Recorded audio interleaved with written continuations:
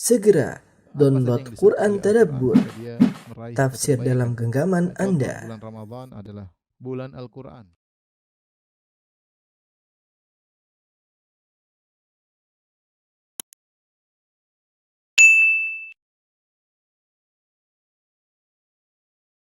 Bismillahirrahmanirrahim. Assalamualaikum warahmatullahi wabarakatuh.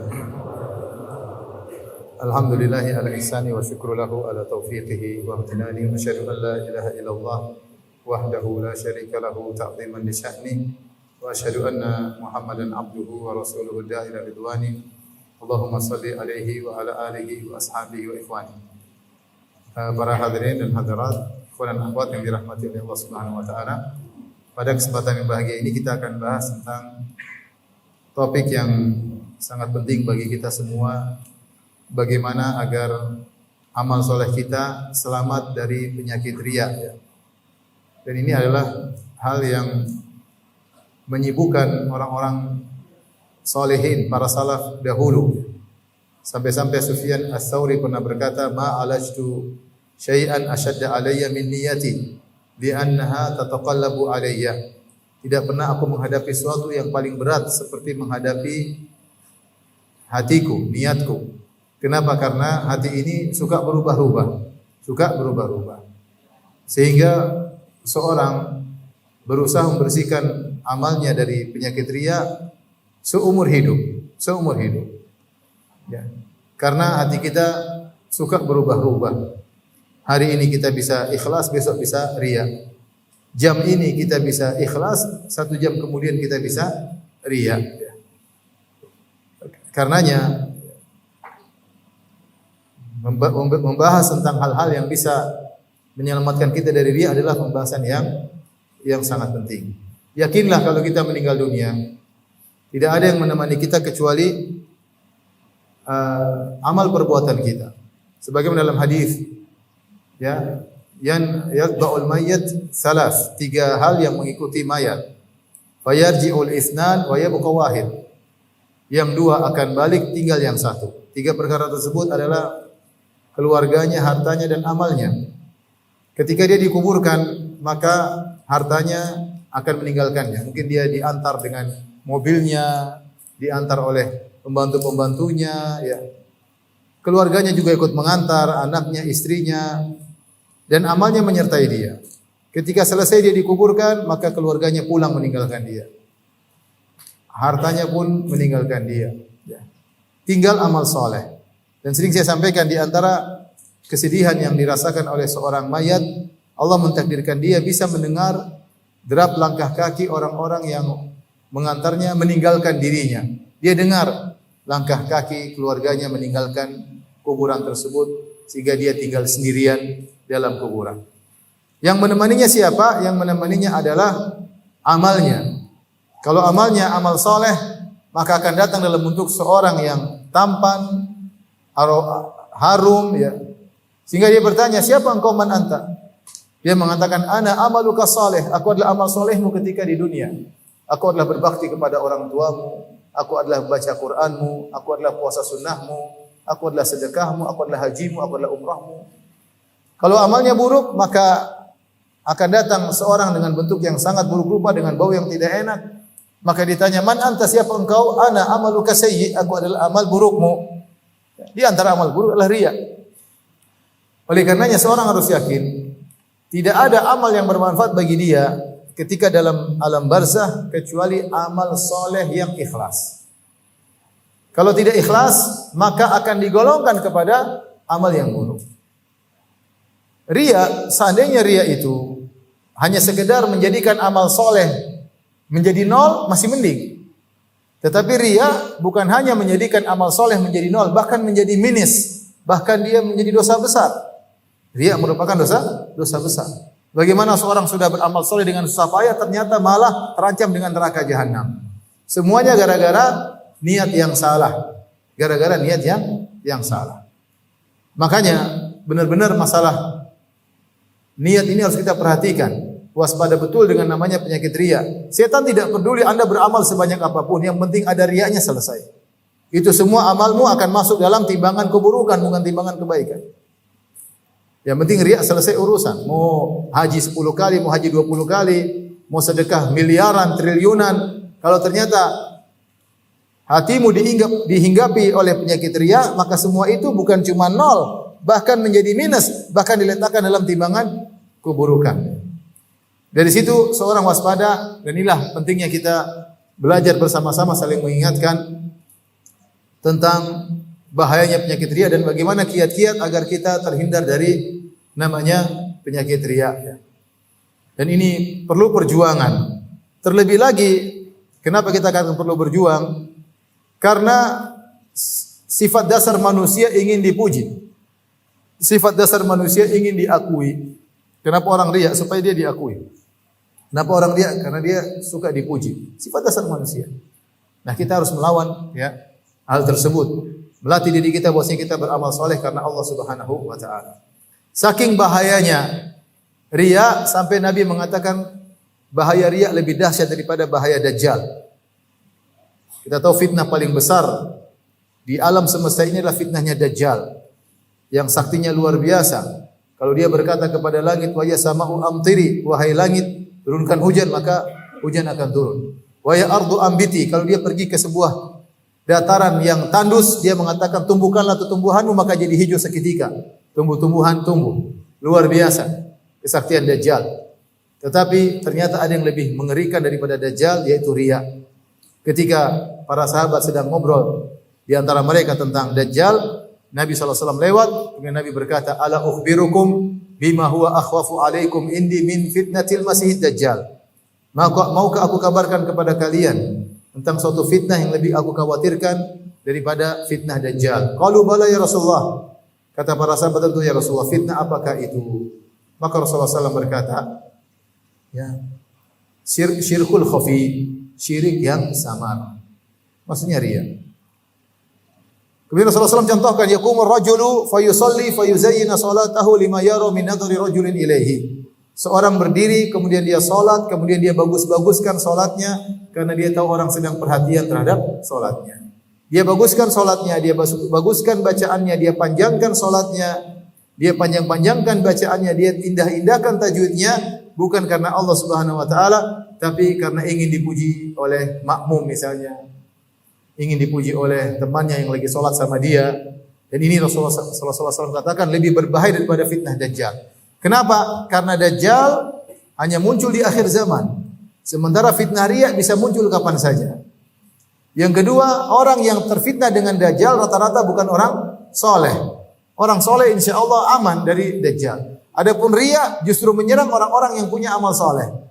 Justru riya menyerang orang-orang yang mungkin rajin berdakwah, rajin dermawan, sering umrah, sering haji, sering berbakti sama orang tua. Justru mereka adalah orang-orang yang rawan terkena riya. Karena riya secara definisi adalah melakukan amal soleh untuk dilihat oleh orang lain supaya dipuji.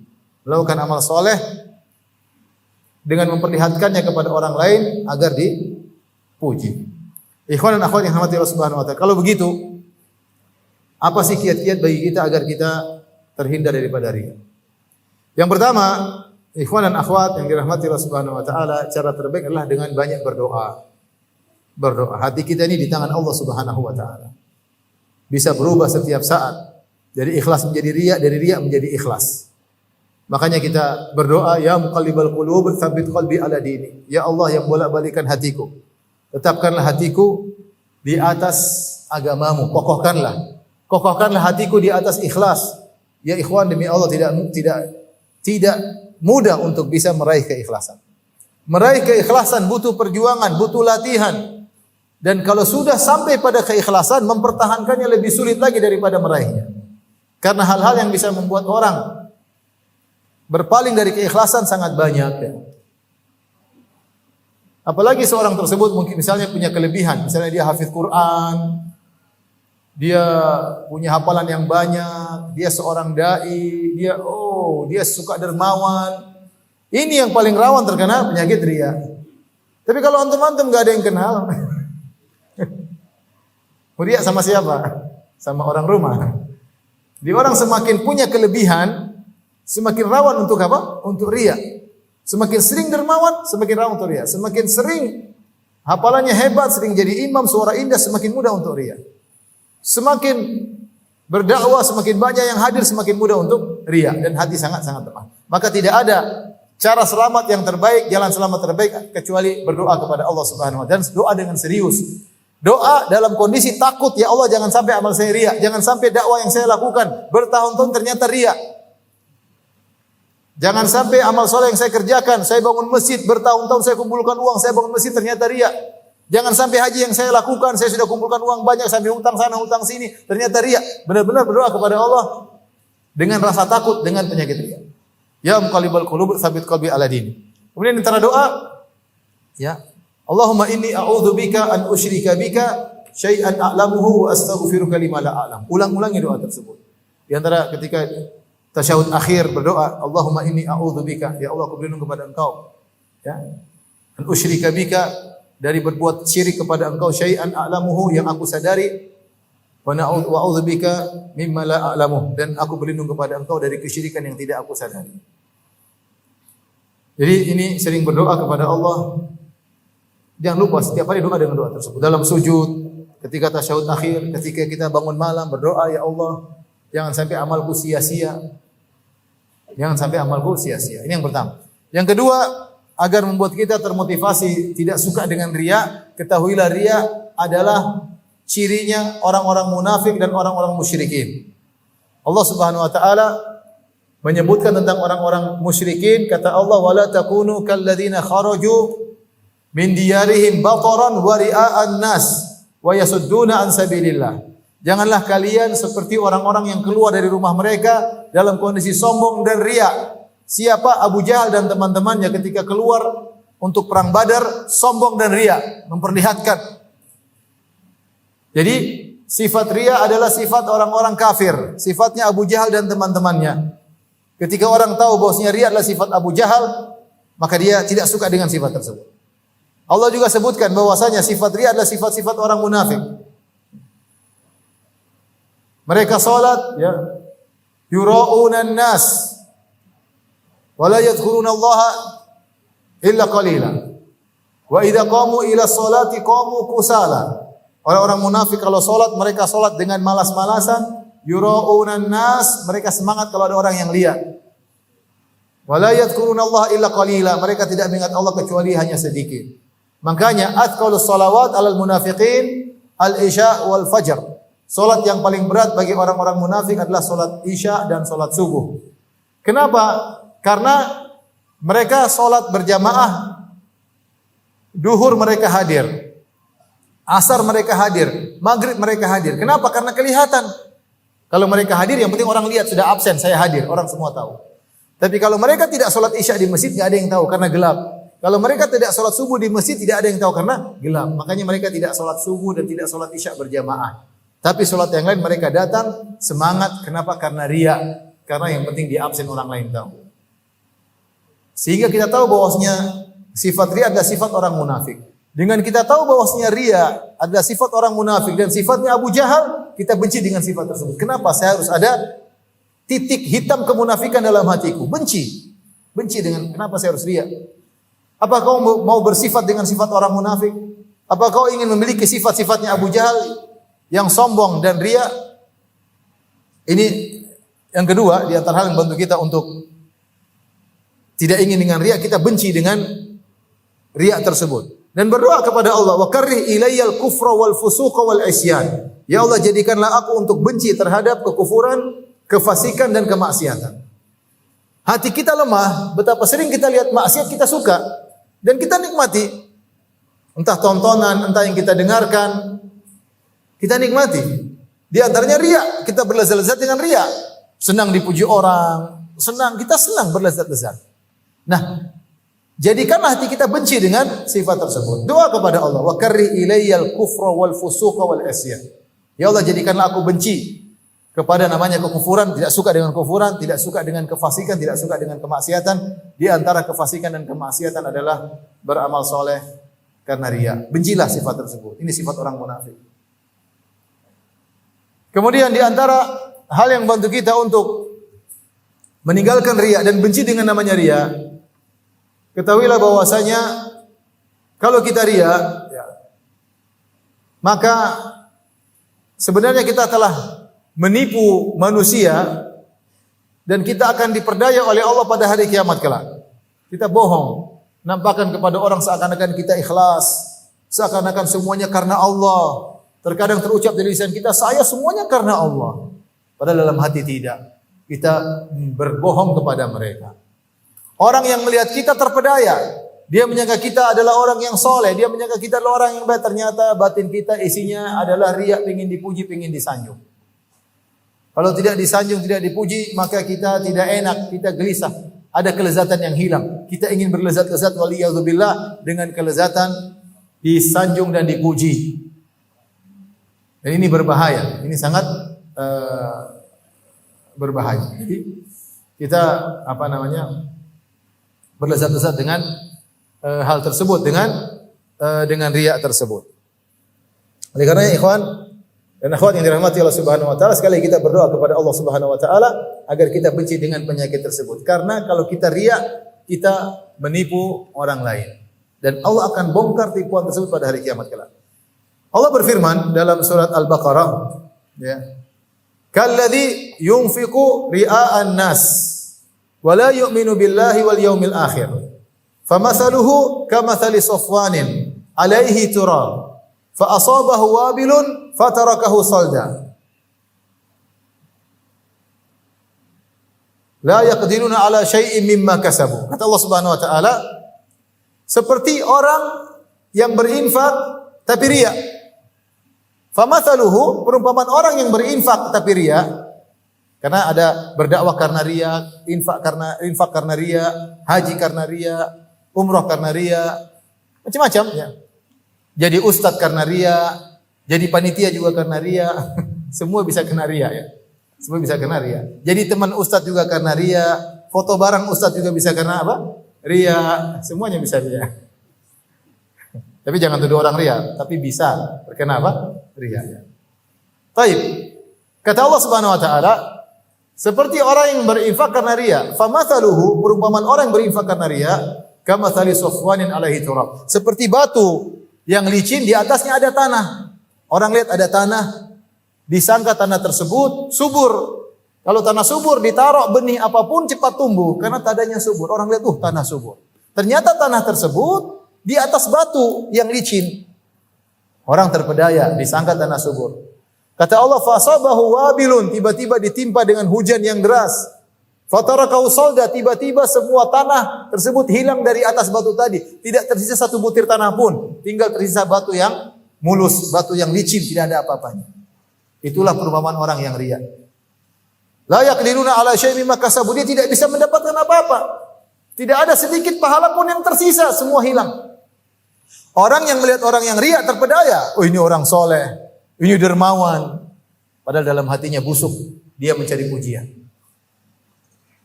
Pahalanya sebenarnya besar, namun hilang. Seperti tadi, kelihatannya seperti tanah yang subur, tahu-tahu tidak ada nilainya, kena hujan hilang semua, satu butir pun tidak tersisa. Demikianlah pada hari kiamat kelak. Rasulullah SAW bersabda dalam hadis riwayat Al-Imam Al-Bukhari, man samma Allahu bih, wa man yura'i yura'illahu bih.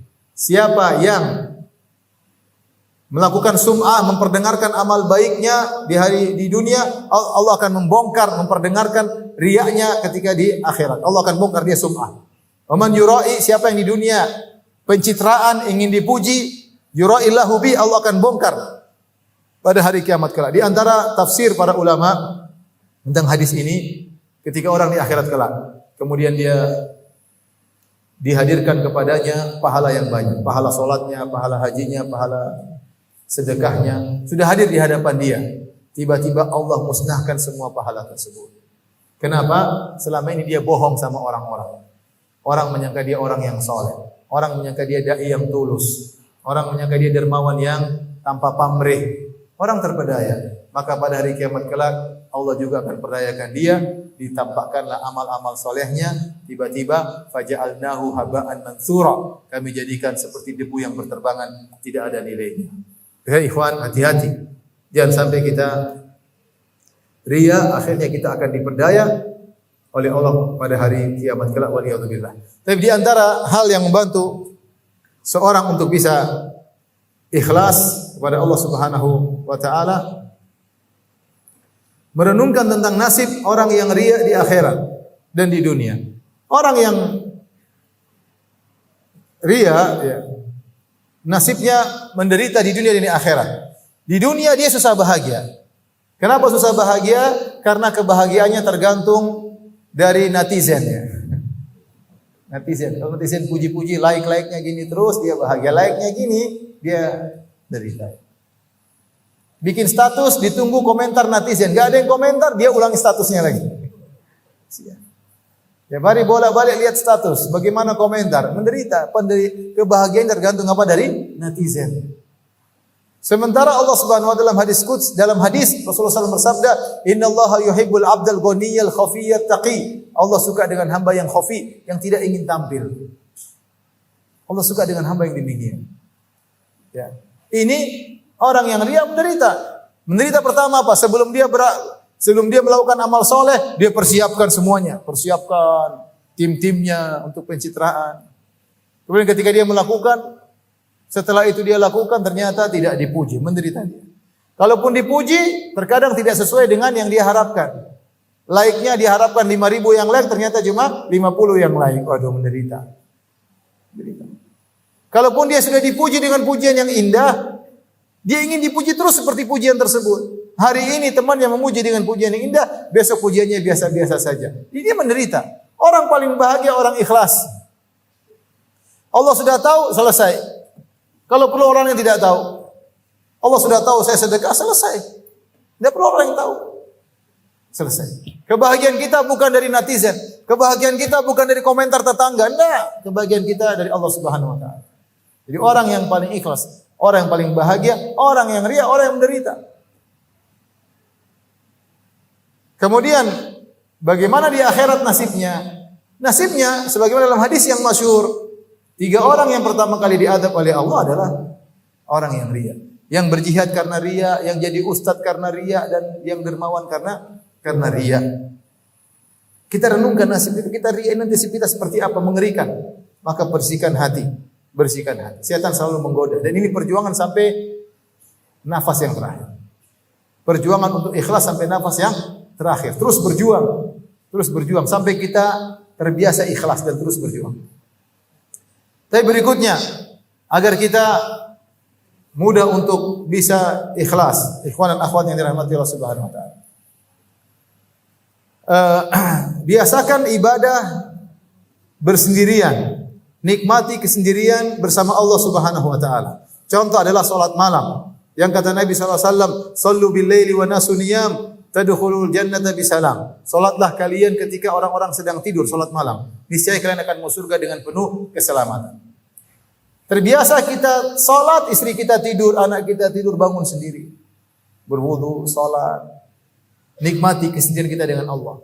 Tidak ada yang kita harapkan pujiannya ketika itu. Yang tukang puji juga sedang apa? Tidur. Tapi jangan tulis status connecting dengan Allah. Keren.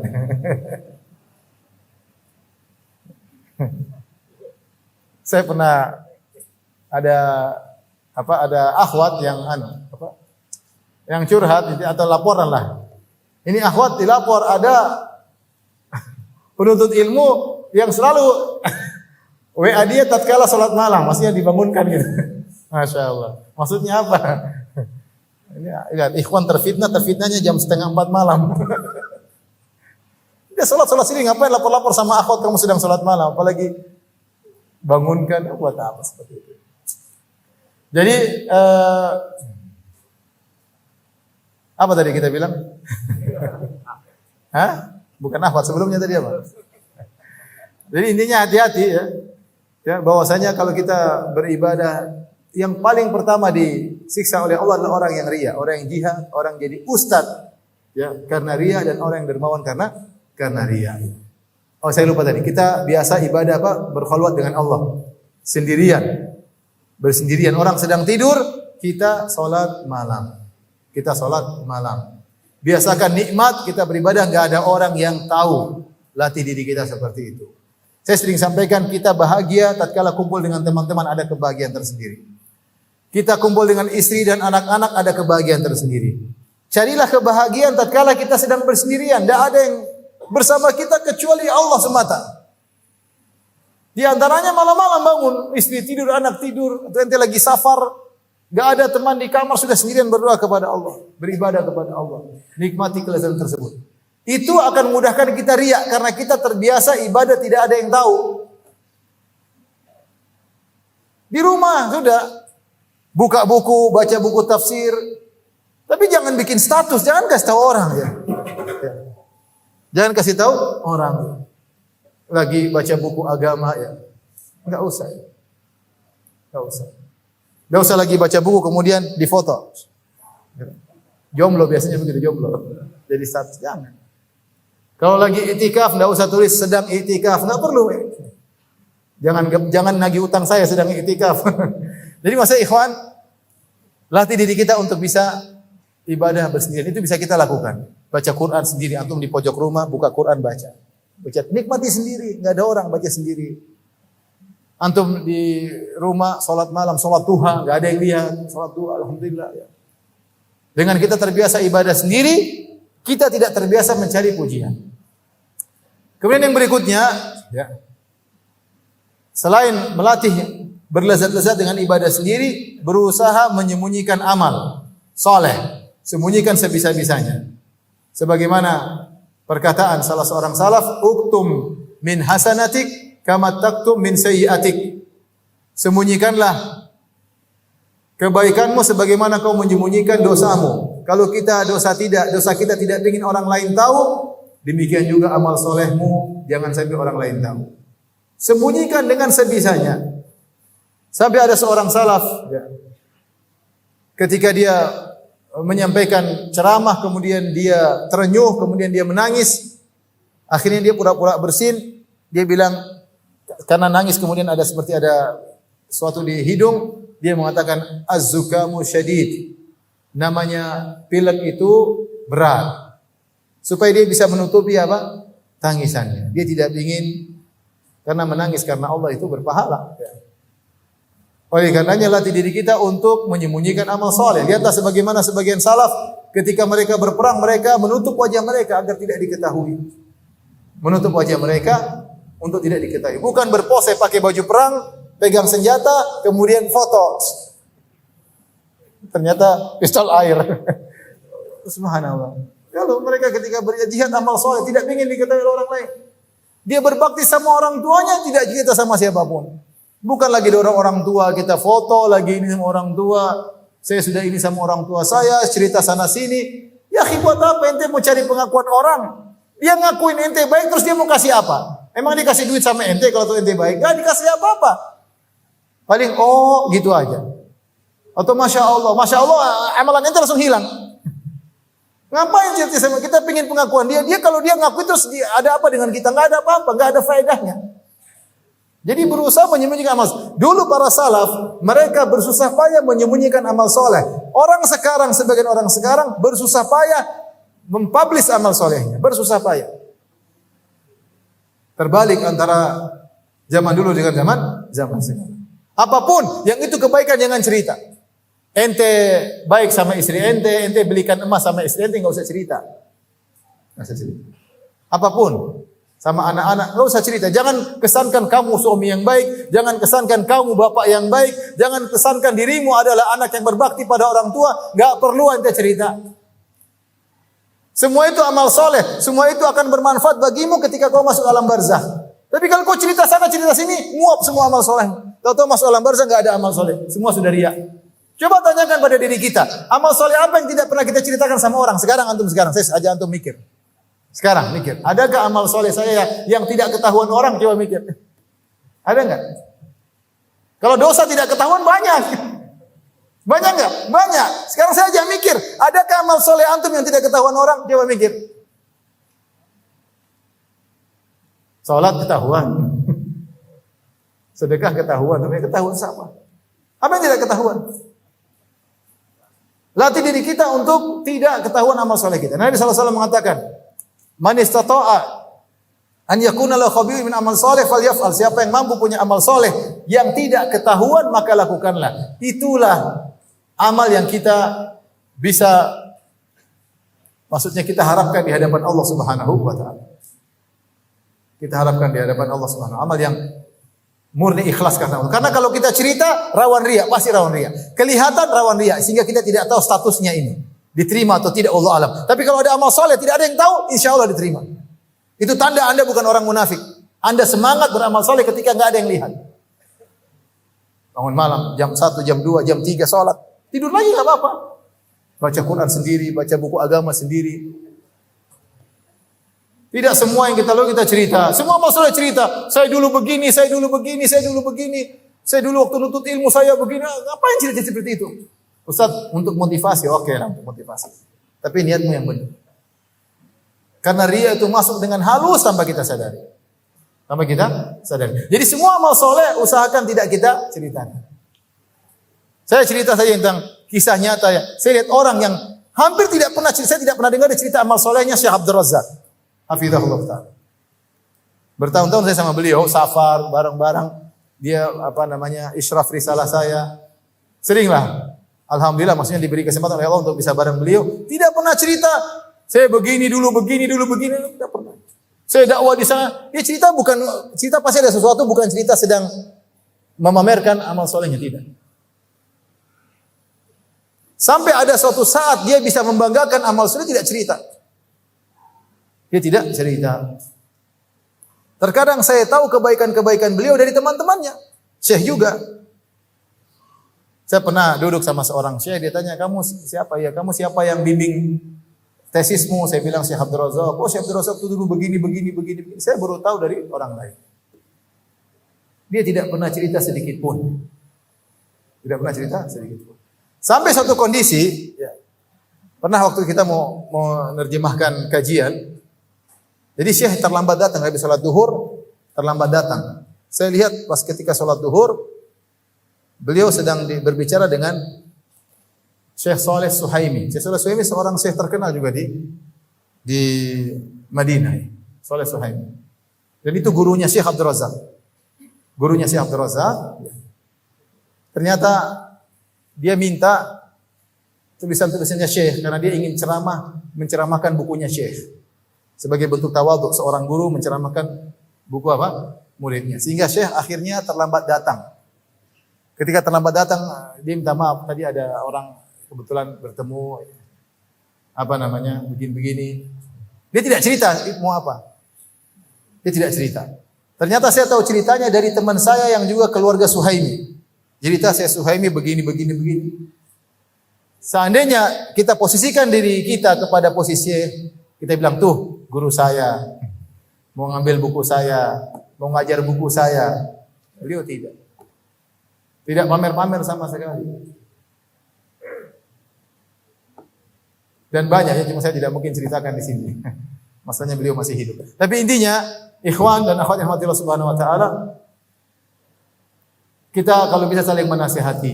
Kalau ada teman cerita, enggak usah cerita deh. Biar apa? Biar jadi amal saleh. Karena kadang kita tergelitik hati kita untuk apa? Cerita. Lagi kita beramal soleh, setelah itu kita cerita-cerita akhirnya menguap, tidak menjadi amal soleh, malah bisa menjadi amal buruk, menjadi dosa ketika amal tersebut dari amal soleh berubah menjadi riya. Kalaupun kita cerita bukan untuk riya, maka akan mengurangi pahala. Amal soleh yang kita ceritakan bukan karena riya, mengurangi pahala dari pahala amalan yang tersembunyikan dengan amalan yang tertampakkan. Tingkat pahalanya berbeda. Wa in tukhfuha wa tu'tuha al-fuqara fahuwa khairul lakum. Jika kalian menyembunyikan sedekah kalian dan kalian berikan kepada para fuqara, itu lebih baik bagi kalian daripada kalian menampakkannya.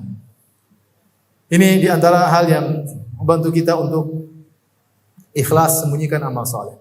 Kemudian di antara juga bergaul dengan orang yang kita anggap ikhlas. Kalau kita bergaul dengan orang sukaria, kita ikut-ikutan latah. Dia cerita, ini kita cerita-cerita, dia cerita, emang ente aja yang hebat, saya juga cerita-cerita. Tidak usahlah, ya, gak usah. Kalau kita bergaul dengan orang suka ria, akhirnya kita terpancing ikut ria. Tapi kalau kita bergaul dengan orang yang ikhlas, orang ini tidak pernah, kita akan terpengaruh. Kita lihat orang ini, masya Allah luar biasa, tidak pernah cerita amal solehnya, nampak sinar di cahayanya, cahaya di wajahnya sehingga kita terpengaruh. Jadi berusaha bergaul dengan orang yang ikhlas, dan orang ikhlas insyaallah kelihatan daripada sikapnya ya. Tidak suka pamer, tidak bangga dengan amal solehnya, tidak merendahkan orang lain. Itu ciri-ciri orang ikhlas. Baik, mungkin ini saja ya. Ikhwan dan akhwat yang dirahmati Allah Subhanahu wa taala yang bisa saya sampaikan. Semoga Allah Subhanahu wa taala menjadikan amal soleh kita ikhlas di sisi Allah Subhanahu wa taala dan menjauhkan kita dari penyakit-penyakit riya, dan semoga Allah menjaga keikhlasan kita sampai kita bertemu dengan Allah Subhanahu wa taala. Wallahu taala alam bisawab. Wabillahi taufiq wal hidayah. Assalamualaikum warahmatullahi wabarakatuh.